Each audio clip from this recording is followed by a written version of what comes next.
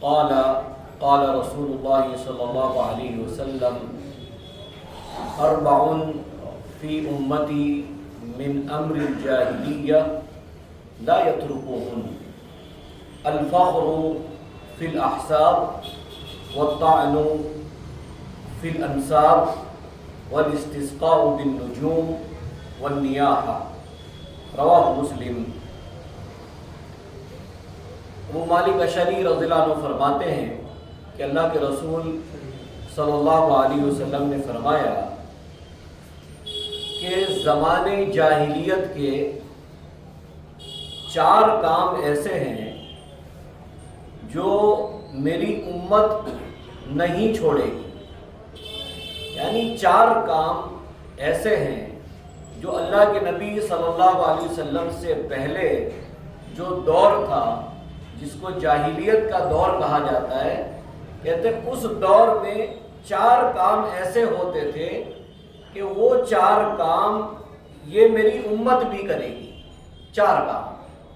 Number 1، اللہ کے نبی نے فرمایا الفخر فی الاحساب، اپنے خاندان پر، اپنی خاندانی شرافت پر فخر کرنا۔ یہ پہلا کام کہ انسان جو ہے اپنے خاندان پر فخر کرے گا، اپنے باپ دادا پر فخر کرے گا کہ میرا نسب یہ ہے، میں اس خاندان کا ہوں، میرے باپ دادا ایسے تھے۔ تکبر، غرور، گھمنڈ کرنا۔ کہا انسان اپنے خاندان پر کیا کرے گا؟ فخر کرے گا، جبکہ اللہ کے نزدیک ان اکرمکم عند اللہ اتقاکم، اللہ تعالیٰ کے یہاں کوئی خاندان نہیں چل رہا ہے۔ اللہ کے یہاں عزت اور مقام ان کا ہوتا ہے جو اللہ سے ڈرنے والے ہیں، تقوی والے لوگ۔ کا پہلا کام یہ کرے گی کہ اپنے خاندان پر فخر کرنا۔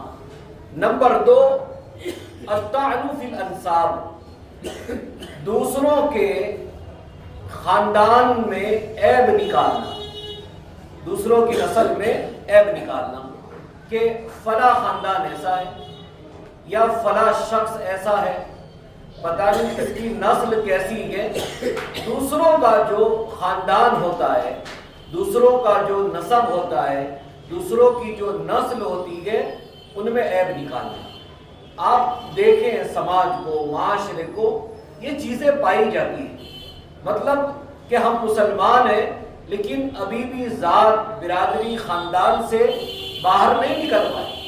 یہاں تک کہ ہم اور آپ اپنے شادی بیاہ کو اگر آپ دیکھ لیں تو آج یہ چیز بھی ہم اس میں دیکھتے ہیں کہ انسان اپنے خاندان سے باہر نہیں نکل پاتا ہے کہ نہیں ہم فلاں ہیں تو ہماری بچی فلاں گھر میں جانی چاہیے، یا ہمارا لڑکا ہے وہ فلاں ہمارے ہی خاندان میں شادی ہونا چاہیے۔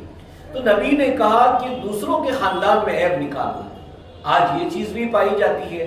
تیسرا کام نبی صلی اللہ علیہ وسلم نے بتایا الاستسقاء بالنجوم، کہ ستاروں سے بارش طلب کرنا، یا یہ سمجھنا کہ یہ جو بارش ہوتی ہے، یہ بارش ہونے میں فلاں ستارے کا اثر ہے۔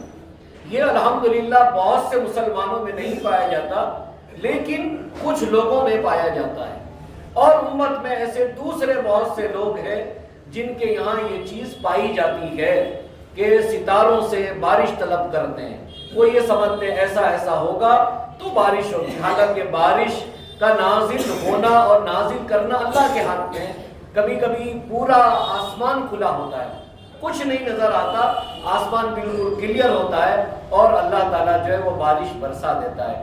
چوتھی بات پیارے نبی صلی اللہ علیہ وسلم نے کہی النیاحہ۔ النیاحہ کیا ہے؟ ماتم کرنا۔ انسان کوئی مر گیا ہے اور اس پر زور زور سے چیخنا، چلانا، پکارنا، رونا، آج یہ چیز بھی پائی جاتی ہے۔ بلکہ بڑا افسوس ہوتا ہے، جیسا عام طور پر مسلمانوں میں محرم کے مہینے میں دیکھا جاتا ہے کہ محرم میں رو رہے ہیں، پیٹ رہے اپنے آپ کو، ماتم منا رہے ہیں، جبکہ اسلام میں سوگ کیا ہے بھائی؟ 3 دن کا سوگ ہے۔ اس سوگ کا مطلب یہ بھی نہیں ہوتا ہے کہ انسان چیخے پکارے، نہیں، زور زور سے رونا، اپنے آپ کو پیٹنا۔ کہا یہ 4 چیزیں ہیں جو جاہلیت کے دور میں ہوتی تھی، اور میری امت کے لوگ بھی یہ کام کریں گے۔